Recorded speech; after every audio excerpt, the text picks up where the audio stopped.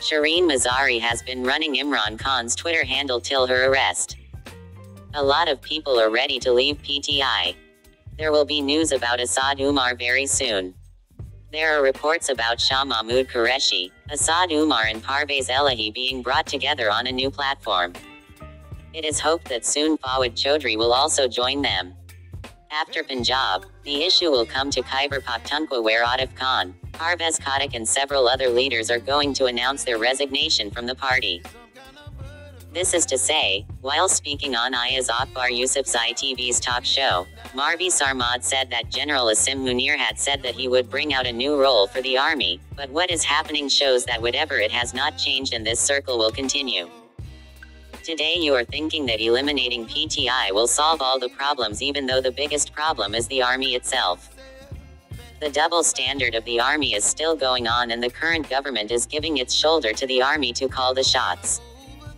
There is no equal sympathy with PTI, it was not a political party, it was Bonmati's family. Similarly, there is no sympathy with the army.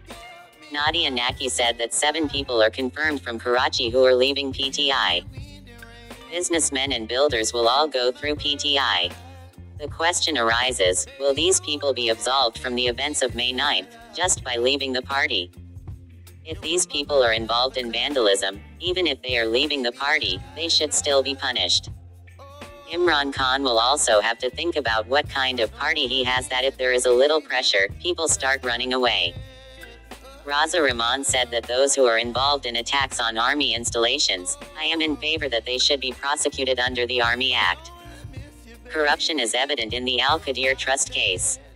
Murtaza Solangi said that if Imran Khan's party had adopted a political attitude in its power and after being ousted from power, I would have sympathized with him today. After the events of May 9th, if you expect General Asim Munir to present flowers to him, then you are not familiar with the politics of this country. The host of the program was Raza Rumi.